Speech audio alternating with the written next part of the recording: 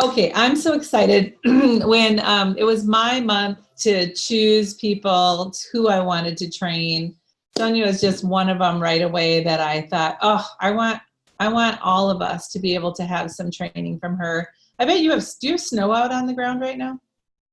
Not anymore. It has come and gone twice. Oh yeah, yeah. See, we just finally now got down to where we're having 60 and 70-degree weather. But anyway, you guys, I every single time that I get to sit with this lady or just bump shoulders or visit, I just am always encouraged. I love her strength. I love that. I love that even when there was health problems and things, you knew the wise thing to do to care for you, to care for your family. Like you guys, I just want you to be able to listen to her story and glean from um, just some of the tips that she has learned along the way. And I know that you're gonna be excited to bump into her and say hey every time you get to see her at Arbonne events. So I'm going to be quiet because I want you to be able to talk. And thank you so much for agreeing to do this.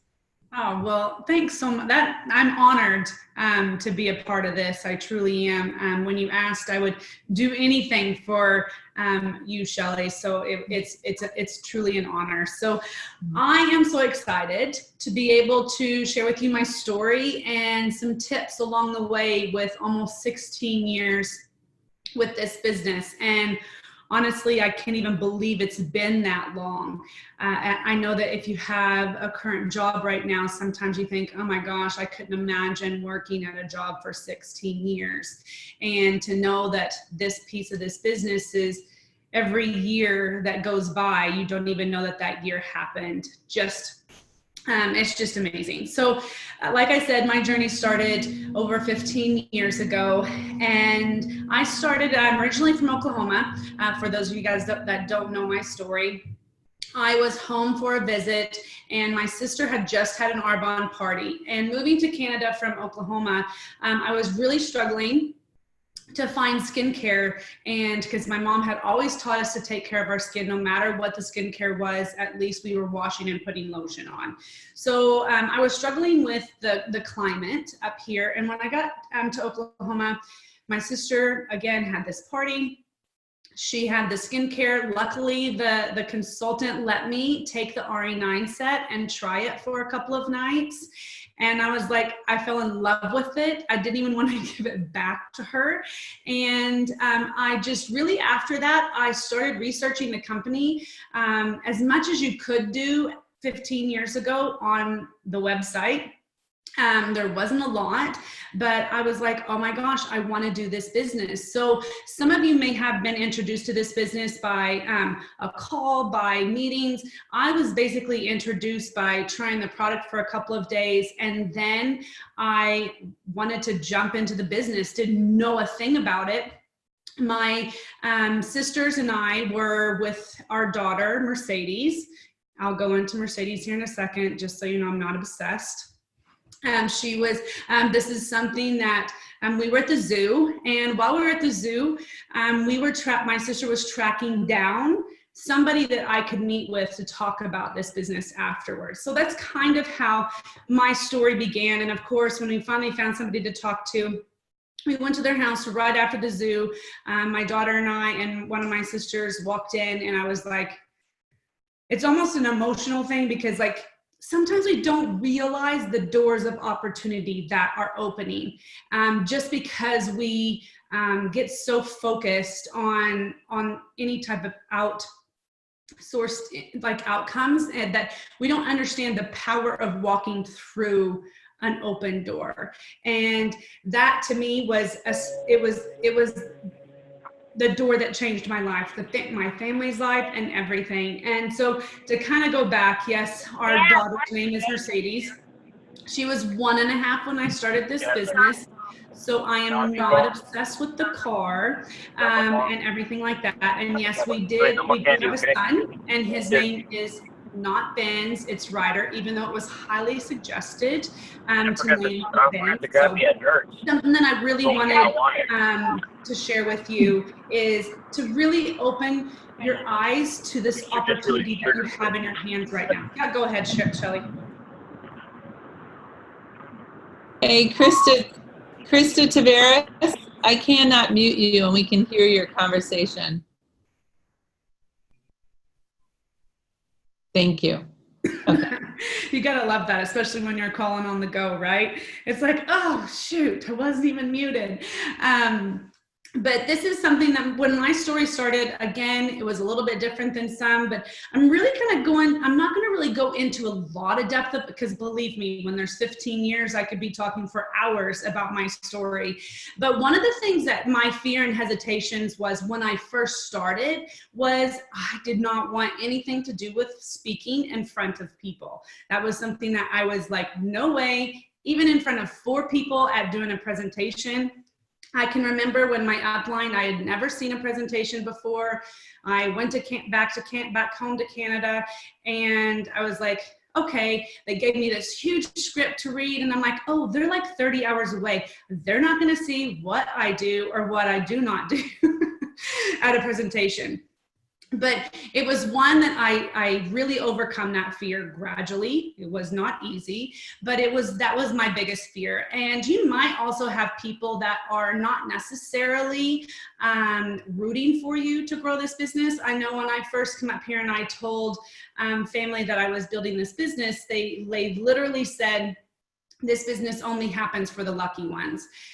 And of course, for those of you that know me, I'm a very stubborn person, and I'm like, okay, then I'm going to be the lucky one. And so it's one of those things that when I'm telling and sharing my story tonight, I'm going to go into like things that I have learned in this business, because one, you're building this business most likely right now for a plan B.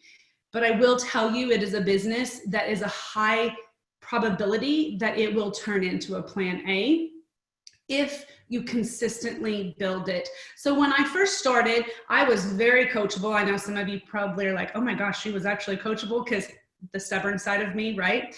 But this is something that you have to be coachable. So when they told me, okay, at that time, it was 6, 8, 10, 12 presentations monthly. Okay, I'll do that.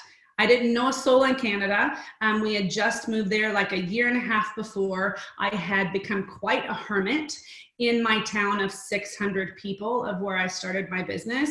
And so I didn't know a lot of people. So I was like, never hesitated of like, oh my gosh, how am I gonna get these parties or anything booked? I just said, okay, I'll have my 100-person list, and they were all acquaintances. So you might have a list right now that is family and friends, it might be acquaintances, or it might be family and friends that have not really done a lot for you, and you need referrals. This is something that the power of this business, 95% of my business, I started knowing people after I started, okay?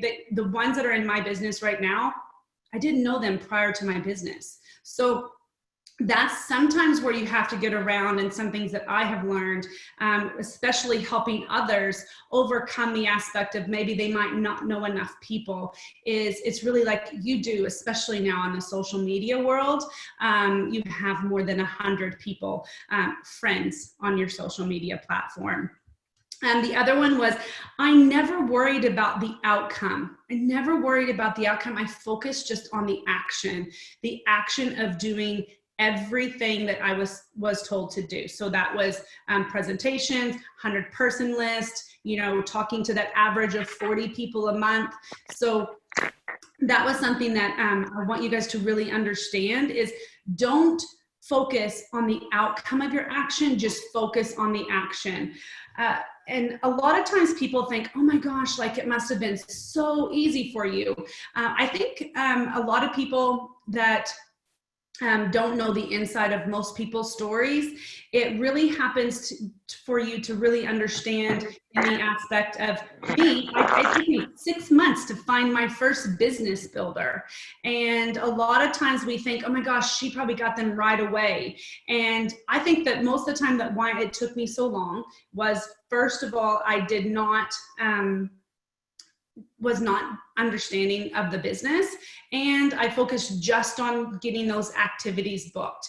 And so once I finally had somebody that started this business with me, 6 months later, we were the first region in Canada. 6 months later, we were the national vice presidents. And 6 months later, so a year to date, basically from being a regional vice president, we were doing over $1 million in my success line.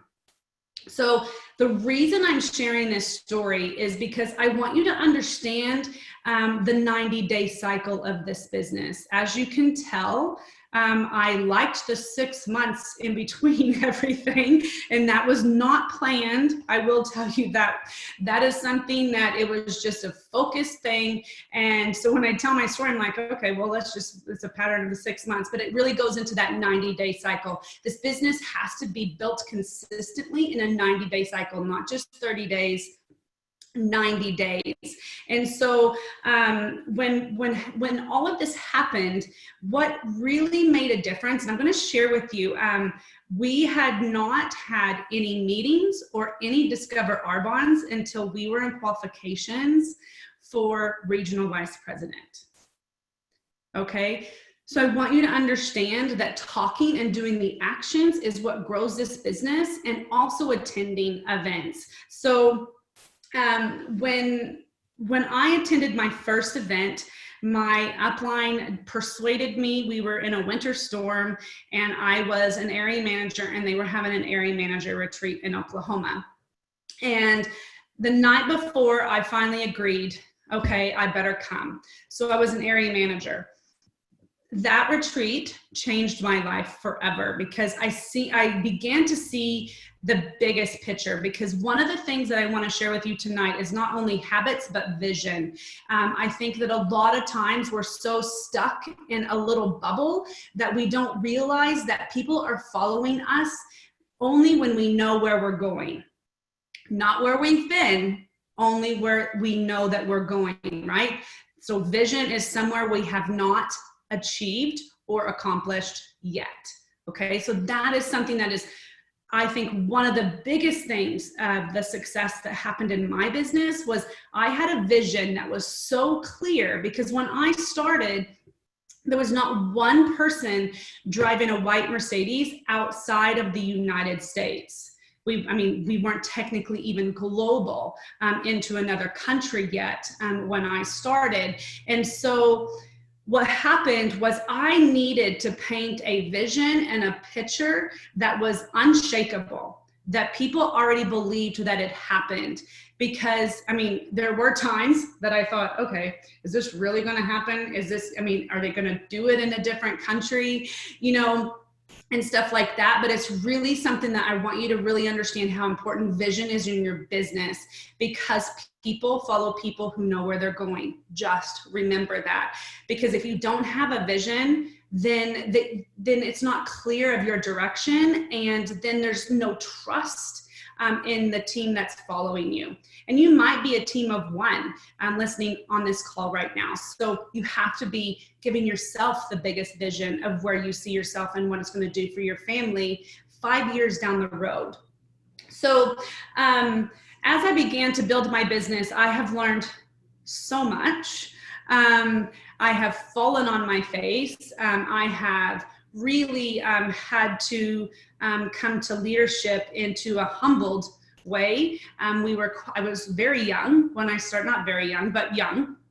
By the time we were growing a multi-million-dollar business, I had never grown something to that magnitude. And so leadership became a huge struggle for me. And in the meantime, there had been different things that had happened in my life.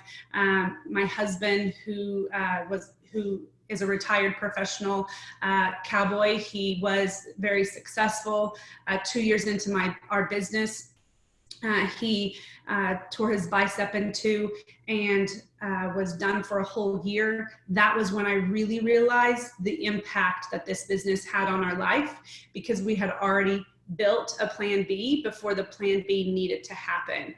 And then after that, several years after I had our son, I actually got sick, and sick enough to where I really couldn't be present in my business. You guys, this is something that I want you to really understand, the gift that you have right now, and potentially the selfishness that you are in building this business.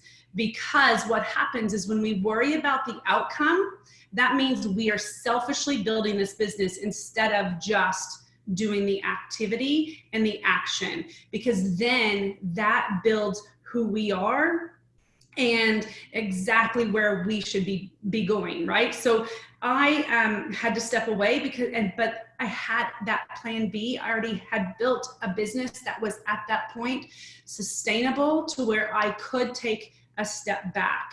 Things that I learned through this process is you have to be a very good communicator. You have to be very good at communicating things that I wished I would have told my team. I wished I would have told my team and my leaders that I was sick. And I didn't. I thought it was just better. I didn't want people to feel sorry for me and those kind of things. So the other thing that I've learned is I teach people how important it is to prepare for impact.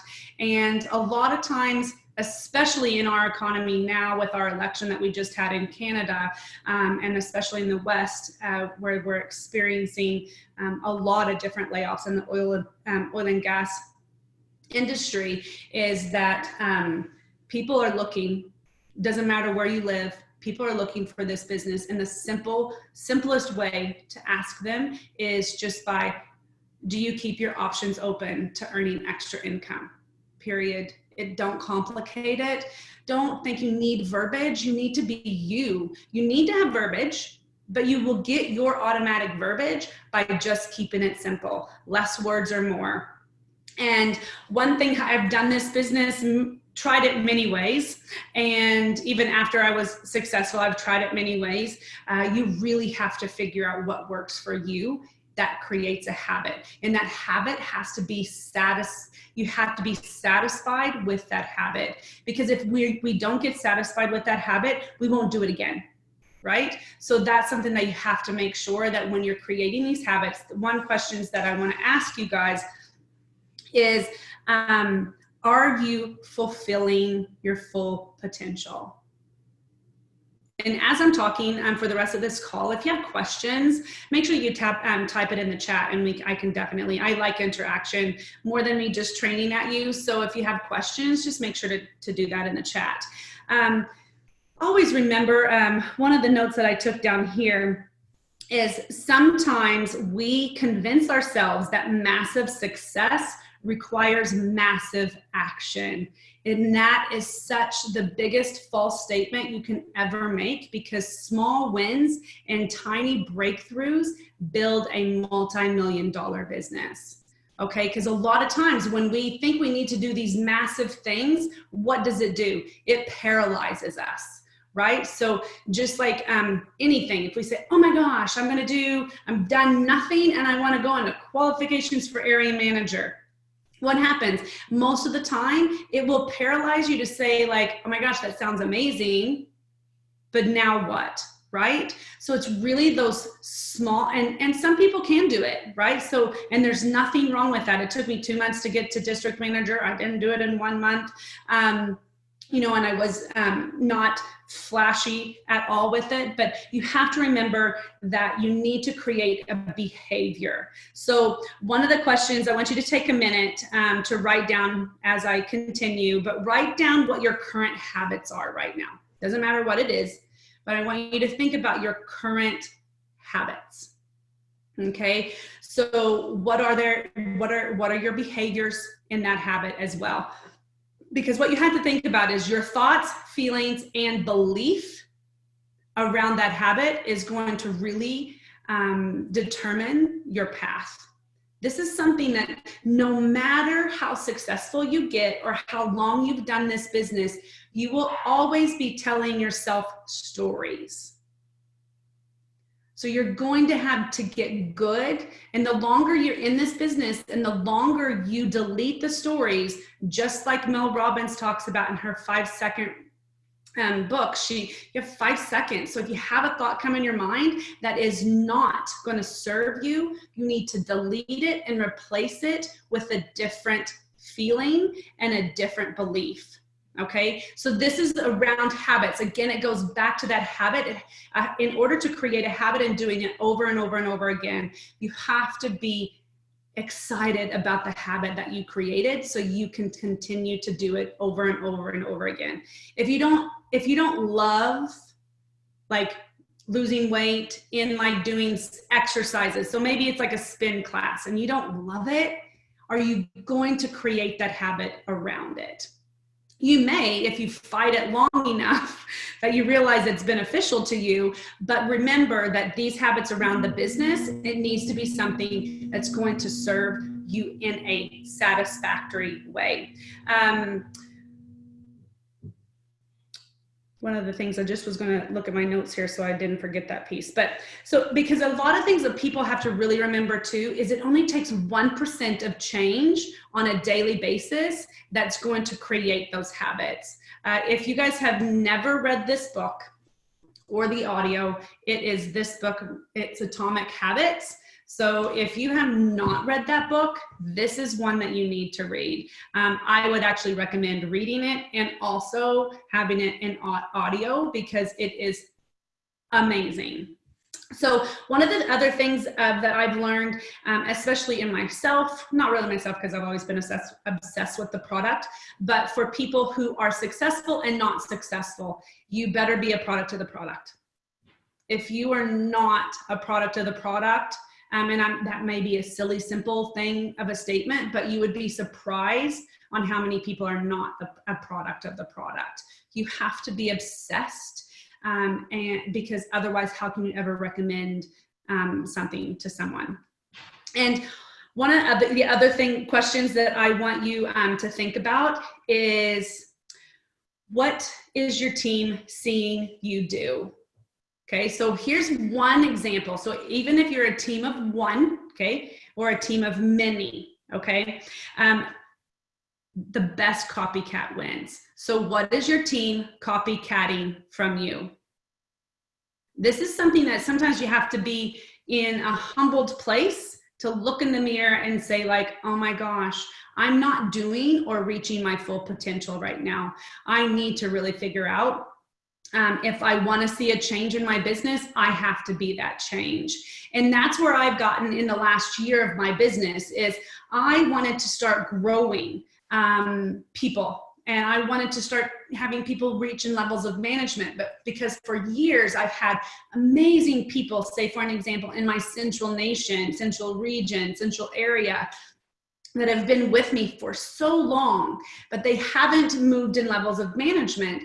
So, and then what I've had to be doing is I got into manageritis, which I will tell you, that is not a strength of mine. I do not like managing people. I think it's the most depowering thing you can do in this business is to manage people, because the only way that you keep your morale and your passion up is if you are out there personally doing the do and sharing this opportunity with people in your contacts. So if you're in that realm of your business right now, I'd really recommend or suggest or highly recommend you to really get back and do this, because I know I had to, because I wanted to see a change, because the people that were currently in my business, they weren't doing what they needed to personally do in order to grow in levels of management. So I needed to look for that, those people that wanted to actually want more. So that needed to start with new. So you guys, once I started showing the habits and the things that I wanted to see happening in my business, once I personally started doing them, it's starting to happen in my success line, into my nation. People are doing what you do. So really think about what you're doing, write it down, write what your habits are for your team right now. And if your team is managing, then that means you're probably managing. So know that that's one of the things. Because a lot of times when we get into the manager thing, this is one thing I want to talk about managing is, we get pulled into being like a psychologist, and I never signed up to be a psychologist. I'm just being blatantly honest with you guys. I signed up in this business to build a business. And so that's where, and then what happened is it just drug my belief down, because people were always over promising and under delivering, just in their state of mind at that point. So really think about what your team is copycatting. Yep, I've already said that one. Okay, and then of course, we've talked about the stories you are telling yourself. It's really, again, doesn't matter how successful you are or not successful, you're gonna continue to have those stories told. And it's easy for them to creep up. I mean, I'll tell you some of the stories that have been, even just recently, even over the last year, however many years, right? I know that you guys will probably laugh at me, but I'm like, okay, I can promote districts, I can promote areas, but for the life of me, in like the last 5 years, I cannot promote a region or a nation. So what did I just say to myself? I can't, right? So this is where that story has to be changed. You can't have sometimes even a double negative in that story. So it doesn't matter what you're doing in life, the stories will ruin the journey to success. So one other question that I want you to think about is where you're spending your time. We all have to deal with setbacks or busyness or anything like that. A lot of times, especially now on the phones, it can actually show you how much time you're spending on social media platforms. What I love about that is it really shows you what you're doing, and if your business is growing, and how much time you think you're building your business on a social media platform. I love the aspect of social media, but sometimes we get the false security that we're building this business when we post a picture about the products. So I always tell people, be careful on what you think is building your business, because the numbers in your team reports don't lie. So make sure that you're sponsoring. Sponsoring is the lifeline of our business.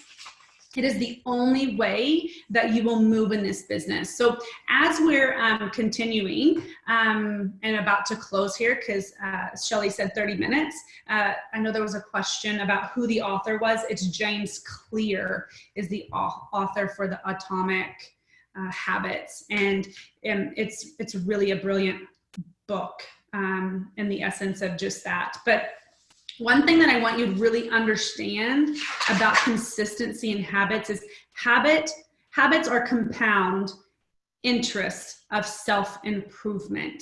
This is a self-improvement business, right? We grow as our business grows. And I know one big lessons that I've learned is that sometimes what happened, I think the reason that my business went to a certain point has kind of stayed at a certain point, and believe me, I'm blessed at that certain point, not taking anything from that.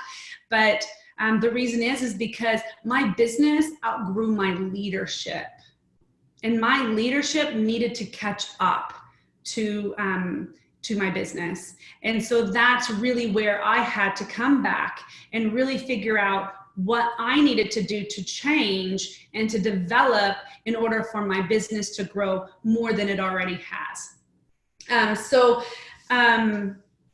With habits, like I said, habits are a compound interest of self-improvement, just the same way money multiplies through compound interest. Okay, so treat yourself as an investment, right? So the more you put in, the more you're going to get out, and you're going to reach your full potential of what God created you to be. So is there any questions? So how did I decide where I needed to change and grow in leadership? It really come into a reflection. I really had, one of the things, I actually was watching something today, and it was something I always text things when I hear something to myself, is for one, I had to forgive myself. I had to really realize that I made mistakes in my business. I made leadership mistakes. I made judgment mistakes. And for a long time, I really had to step back and reflect on who am I and who is that leader that I want to be? Because one of the things that people have to know is when you are saying, oh my gosh, I want to be like her, or her leadership or anything like that. What I really tell people is you need to figure out what the best version of yourself is. What is the characteristics of leadership? So how I came to that was realizing that my business really hadn't grown. My other leaders hadn't grown. My leaders had started going to other people for leadership. And so I had to really reflect on, okay, so why is that? And what is it different? So when I determined it is how I started this business. The same way that I changed and realized I needed to move in my leadership was, okay, I need to show them that I can do this again and again and again.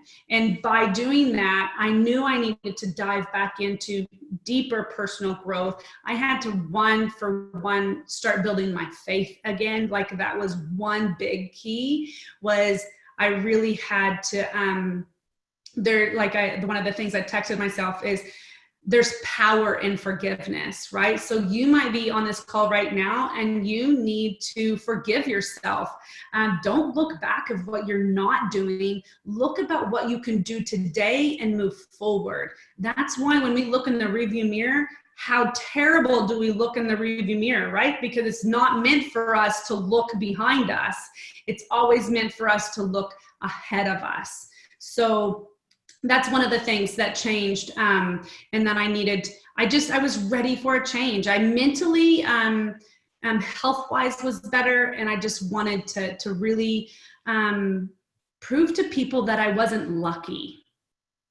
Because a lot of times people, or your self-talk will say, maybe I was lucky, right? So, or maybe I'm unlucky. So it's really one of those things I was telling myself a lot of stories, and after reading like the 5-Second book by Mel Robbins and different stuff like that, and then starting to do Bible studies again, it really started getting to where I started to love myself again, because if we don't love us, then we can't feed into anybody else in our business. And that is one of the most important pieces. So is there any other questions that anybody has? Don't be afraid to ask. I mean, you gave a lot of things to be able to just think on. I mean, just, the behaviors around the habit right there just shows, okay, I need to really look. I can remember, I used to think discipline, I still kind of a little bit, to be honest, think discipline is a dirty word. And, but I found there was so much freedom in disciplines. And Susan Hoffman, you're not muted. Oh, there you go. Anyway, I just thought, man alive, once I found some of these disciplines and I can't mute. There you go. Okay. Okay, talk again, Sonya. Yeah, no, I agree. Disciplines, it's like a myth of momentum, right? Yeah. Momentum is a myth as well. It's like you think you're creating momentum. It's like, no, you've just created consistency in a compound effect, right? It's one that... Write that down. Say that again. It's just consistency that creates compound effect, right? It's just one that, to me, I'm just like Mel Robbins. I think that momentum's a myth. I think actions create a habit, and depending on the feeling that you have around that habit depends on if you're going to continue to do it. And so that's where, it's really, really important to understand. Like, I'm just like you, discipline. I'm just like, no, I don't understand that word and the fact of discipline. I think that being focused on habits is in words creating a discipline. Right. Mm-hmm. Right. I know. I remember when I had to time myself with every little job because I had told myself, oh my goodness, so you're you're in women's ministry, you're doing music stuff for Jeff, you're homeschooling your kids, you're trying to do Arba, like you have no time for anything. And so I just started timing every little tiny task, and I realized that I was like Gloria Schwartz says, like a fart in a whirlwind. Instead of actually being, focused on one thing, I was being what do they call it? The milkshake. I just listened to it. It was like, it's like a milkshake focused person, and you get nothing good out of it ever. It just is all over the place. So because you get exhausted, you get overwhelmed. And again, if you're like my personality, when I get overwhelmed, I just like crawl in a little ball. And most people are, right? Especially if you have no actions booked in your calendar and you have a big goal. That's one thing he talks about in Atomic Habits is goals. Mm-hmm. And how to really think differently around them. But yeah, it's one that you have to really, and that's why being aware of the habits and the feelings and everything around them and the belief around them will determine whether you continue with that habit. Mm-hmm. Mm-hmm. I love that. You got a lot of people excited to check out that book. And again, you guys, one of the biggest things she said there was like really to be retrospective and look in and take time to reflect and find out who that person is, or those different peoples, or the different leadership qualities that you love, and just start doing some of them, or not doing. Being is really what it is. Right. Being more than anything. So I love that. Well, thanks so much for pouring in. I don't think I see any other questions there, but you guys, I know that you'll be able to just give some more comments on her Facebook, but thanks a lot, Sonya. I really appreciate it. Well, you know what? I love being with you guys, and again, I'm honored to be able to share with all of you, as you know how much I admire you in many other ways than just our bond. So, well, you have a good night. Okay, see you guys later. See you guys all at GTC. Yeah. Like everybody better be there. They will. They will. See ya. Okay, thank you. Bye.